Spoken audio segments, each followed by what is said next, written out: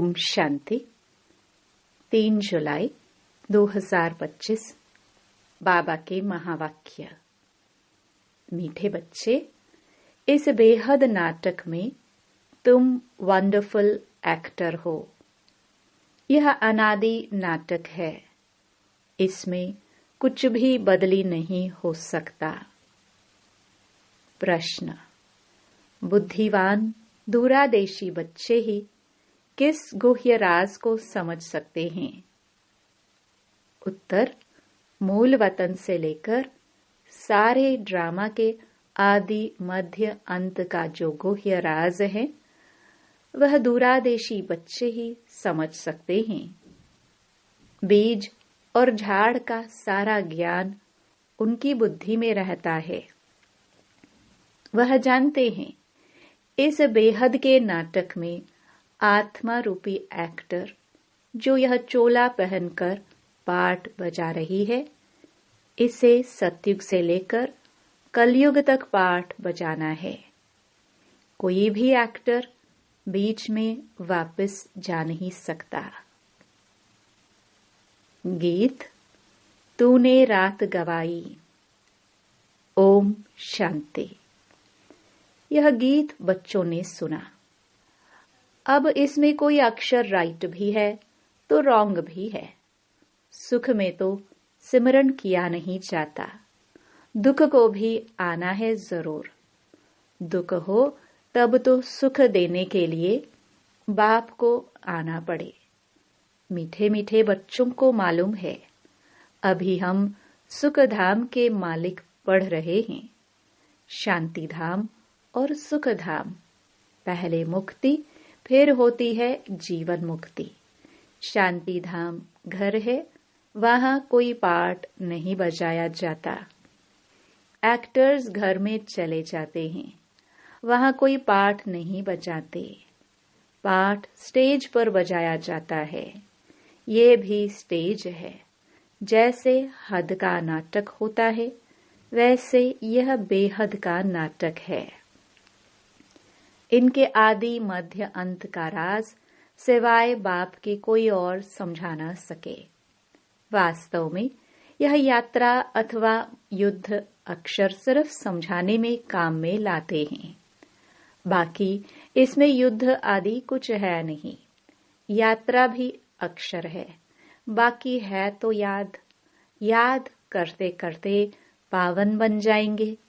यह यात्रा पूरी भी यहाँ ही होगी। कहाँ जाना नहीं है। बच्चों को समझाया जाता है, पावन बनकर अपने घर जाना है। अपवित्र तो जाना सके, अपने को आत्मा समझना है। मुझ आत्मा में सारे चक्र का पाठ है। अभी वह पाठ पूरा हुआ है।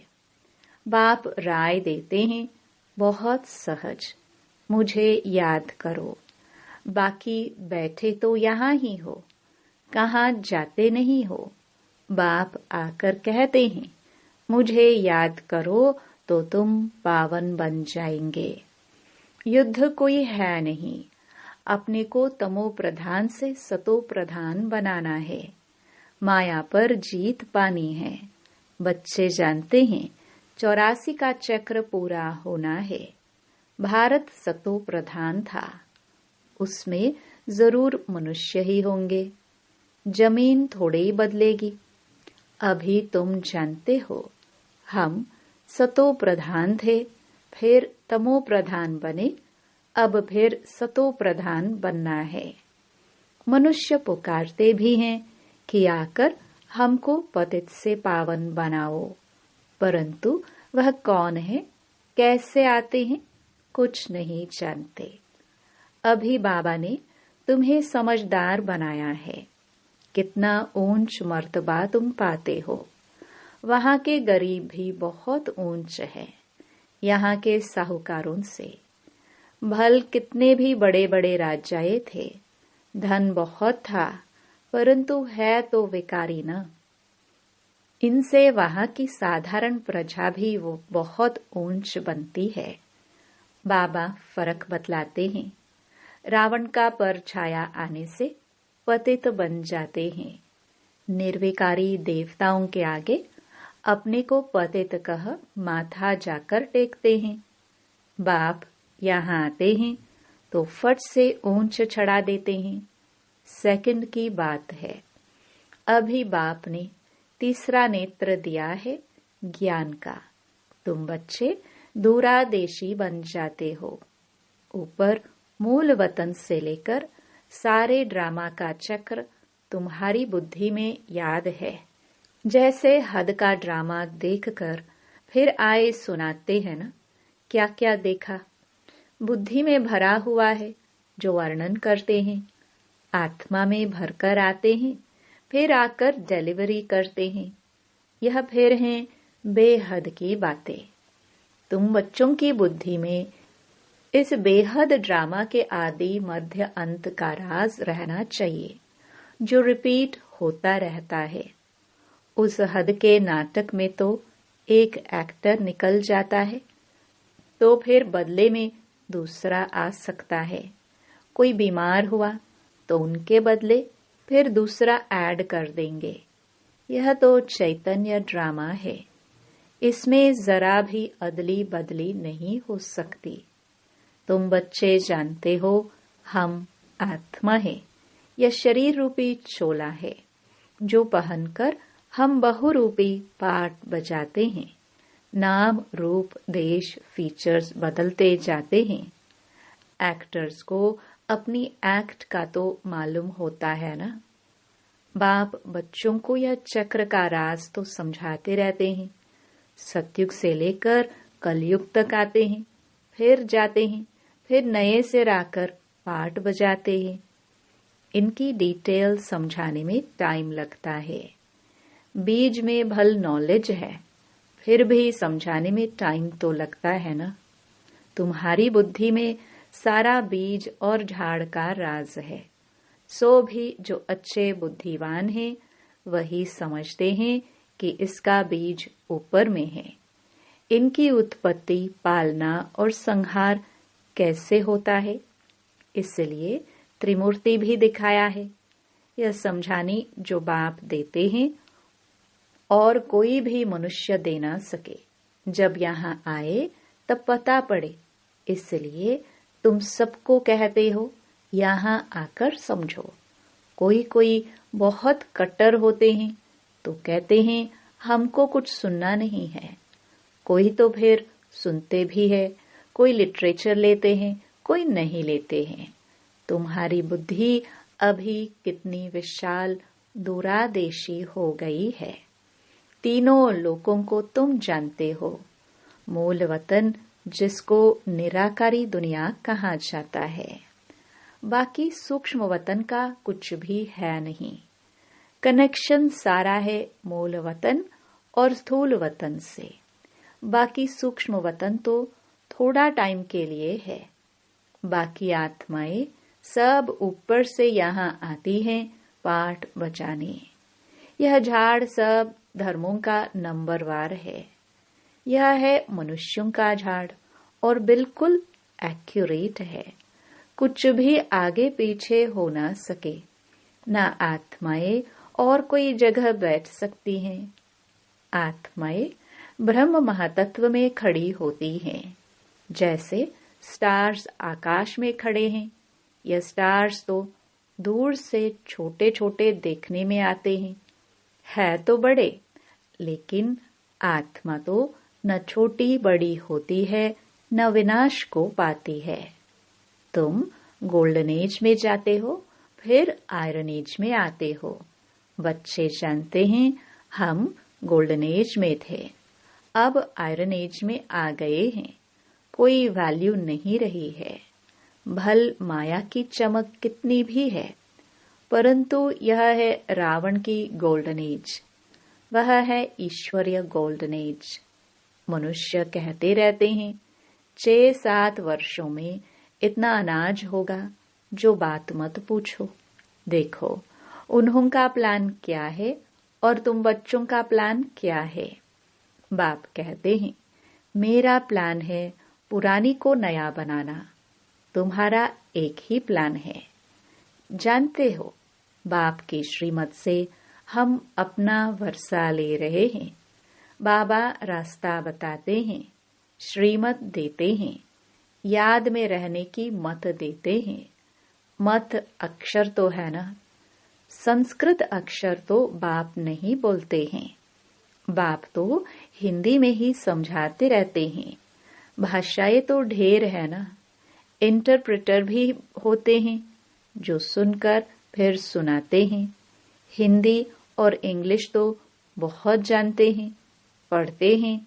बाकी माताएं घर में रहने वाली इतना नहीं पढ़ते हैं।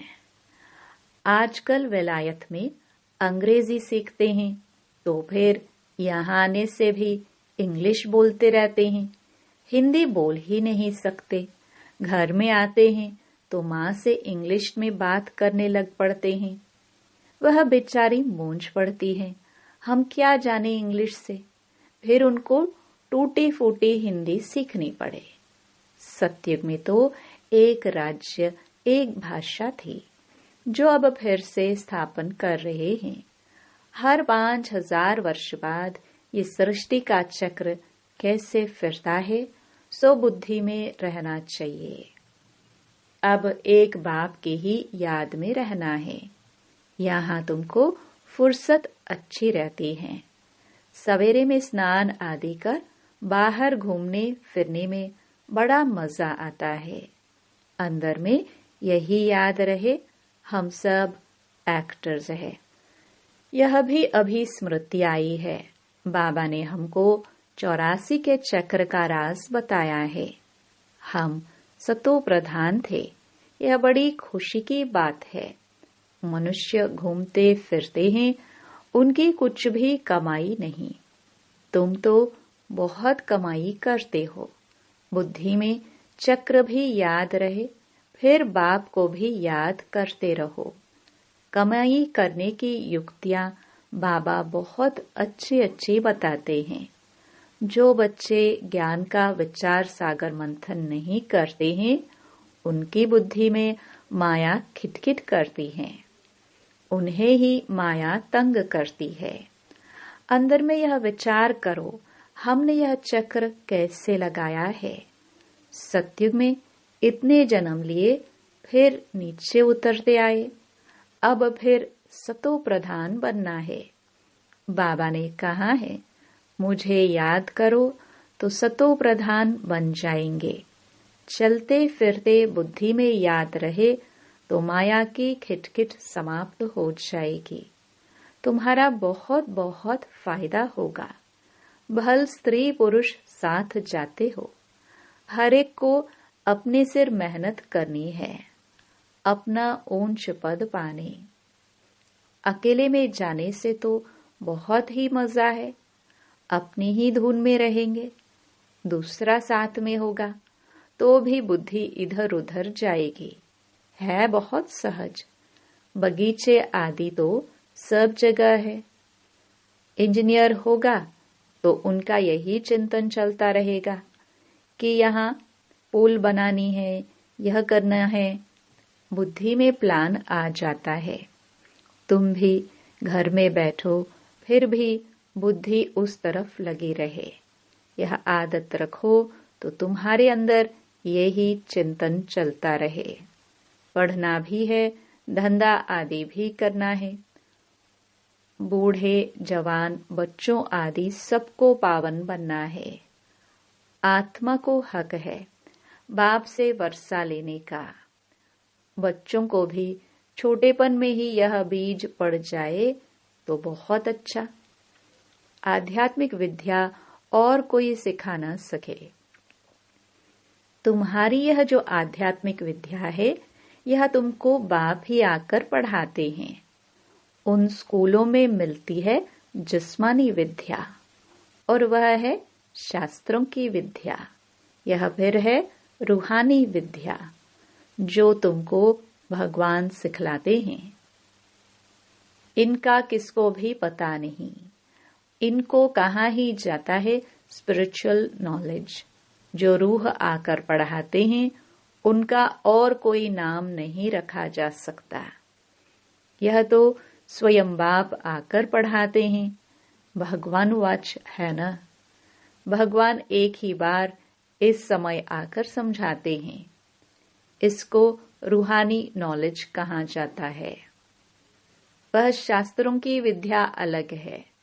तुमको पता है कि नॉलेज एक है जिस्मानी कॉलेज आदि की, दूसरी है आध्यात्मिक शास्त्रों की विद्या, तीसरी है यह रूहानी नॉलेज। भल कितने भी बड़े बड़े डॉक्टर ऑफ फिलॉसफी हैं, परंतु उन्हों के पास भी शास्त्रों की बातें हैं। तुम्हारी यह नॉलेज बिल्कुल अलग है। यह स्पिरिचुअल नॉलेज जो स्पिरिचुअल फादर सभी आत्माओं का बाप है, वही पढ़ाते हैं। उनकी महिमा है शांति, सुख का सागर। कृष्ण की महिमा बिल्कुल अलग है। गुण अवगुण मनुष्य देते हैं जो बोलते रहते हैं। बाप की महिमा भी यथार्थ रीति तुम जानते हो। वह तो सिर्फ तोते मुआफिक गाते हैं, अर्थ कुछ नहीं जानते। तो बच्चों को बाबा राय देते हैं, अपनी उन्नति कैसे करो। पुरुषार्थ करते रहेंगे तो फिर पक्का होता जाएगा। फिर ऑफिस में काम करने समय भी यह स्मृति आएगी। ईश्वर की स्मृति रहेगी। माया की स्मृति तो आधा कल्प चली है। अभी बाप यथार्थ रीति बैठ समझाते हैं। अपने को देखो, हम क्या थे, अब क्या बन गए हैं। फिर हमको बाबा ऐसा देवता बनाते हैं। यह भी तुम बच्चे ही नंबरवार पुरुषार्थ अनुसार जानते हो।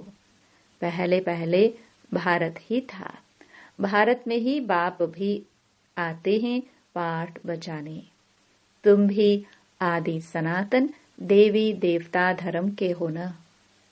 तुमको पवित्र बनना है, नहीं तो पिछाड़ी में आएंगे, फिर क्या सुख पाएंगे। भक्ति जास्ती नहीं की होगी तो आएंगे नहीं। समझ जाएंगे यह इतना उठाने वाला नहीं है। समझ तो सकते हैं ना। बहुत मेहनत करते हैं, फिर भी कोई विरले निकलते हैं, लेकिन थकना नहीं है। मेहनत तो करनी है। मेहनत बिगर कुछ मिलता थोड़ी है। प्रजा तो बनती रहती है। बाबा बच्चों को उन्नति के लिए युक्ति बताते हैं। बच्चे, अपनी उन्नति करनी है तो सवेरे सवेरे स्नान आदि कर एकांत में जाकर चक्कर लगाओ व बैठ जाओ। तंदुरुस्ती के लिए पैदल करना भी अच्छा है। बाबा भी याद पड़ेगा और ड्रामा का राज भी बुद्धि में रहेगा। कितनी कमाई है। यह है सच्ची कमाई। वह कमाई पूरी हुई, फिर इस कमाई का चिंतन करो। डिफिकल्ट कुछ भी नहीं है। बाबा का देखा हुआ है। सारी जीवन कहानी लिखते हैं। आज इतने बजे उठा, फिर ये किया, समझते हैं। पिछाड़ी वाले पढ़कर सीखेंगे। बड़े बड़े मनुष्यों की बायोग्राफी पढ़ते हैं ना, बच्चों के लिए लिखते हैं। फिर बच्चे भी घर में ऐसे अच्छे स्वभाव के होते हैं।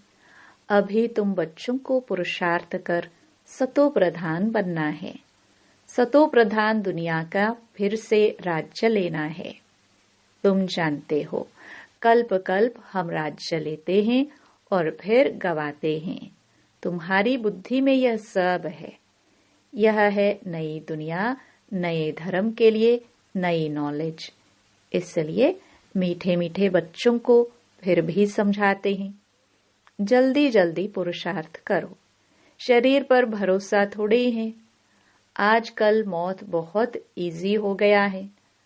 वहां अमर लोक में ऐसी मृत्यु कब होती नहीं। यहाँ तो बैठे बैठे कैसे मर जाते हैं। इसलिए अपना पुरुषार्थ करते रहो, जमा करते रहो। अच्छा, मीठे मीठे सिखिलदे बच्चों प्रति माता पिता बाप दादा का याद प्यार और गुड मॉर्निंग। रूहानी बाप की रूहानी बच्चों को नमस्ते। धारणा के लिए मुख्य सार। पहला, बुद्धि को ज्ञान चिंतन में बिजी रखने की आदत डालनी है। जब भी समय मिले एकांत में जाकर विचार सागर मंथन करना है। बाप को याद कर सच्ची कमाई जमा करनी है। दूसरा, दूरादेशी बनकर इस बेहद के नाटक को यथार्थ रीति समझना है। सभी पाठधारियों के पाठ को साक्षी होकर देखना है। वरदान। मधुरता के वरदान द्वारा सदा आगे बढ़ने वाले श्रेष्ठ आत्मा भव। मधुरता ऐसी विशेष धारणा है जो कड़वी ध्वनि को भी मधुर बना देती है। किसी को भी 2 गढ़ी मीठी दृष्टि दे दो, मीठे बोल बोल दो, तो किसी भी आत्मा को सदा के लिए भरपूर कर देंगे। 2 घड़ी की मीठी दृष्टि व बोल उस आत्मा की सृष्टि बदल देंगे। आपके 2 मधुर बोल भी सदा के लिए उन्हें बदलने के निमित्त बन जाएंगे। इसलिए मधुरता का वरदान सदा साथ रखना, सदा मीठा रहना और सर्व को मीठा बनाना। स्लोगन। हर परिस्थिति में राजी रहो तो राजयुक्त बन जाएंगे। अव्यक्त इशारे। संकल्पों की शक्ति जमा कर श्रेष्ठ सेवा के निमित्त बनो। जब और सब संकल्प शांत हो जाते हैं, बस एक बाप और आप, इस मिलन की अनुभूति का संकल्प रहता है, तब संकल्प शक्ति जमा होती है और योग पावरफुल हो जाता है। इसके लिए समाने व समेटने की शक्ति धारण करो। संकल्पों पर फुल ब्रेक लगे, ढीली नहीं। अगर 1 सेकंड के बजाय ज्यादा समय लग जाते हैं तो समाने की शक्ति कमजोर है। ओम शांति।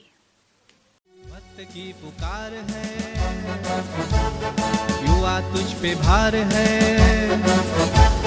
वक्त की पुकार है, युवा तुझ पे भार है। मुसीबतों का पार है, दुखों का प्रहार है। युगों की सेना चली, मधुबन शांति की सेना चली। युगों की सेना चली, मधुबन शांति की सेना चली।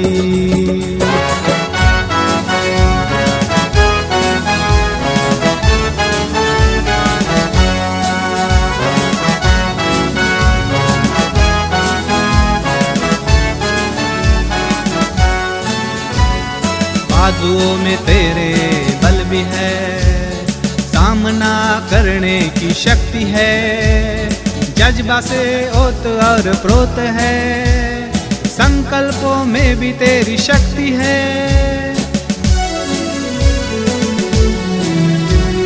बाजुओं में तेरे बल भी है, सामना करने की शक्ति है। जज्बा से ओत और प्रोत है, संकल्पों में भी तेरी शक्ति है। आशा जागी जागी है, तुझको रहे निहार है। आशा जागी जागी है, तुझको रहे निहार है। युगों की सेना चली, मधुबन शांति की सेना चली। युगों की सेना चली, मधुबन शांति की सेना चली।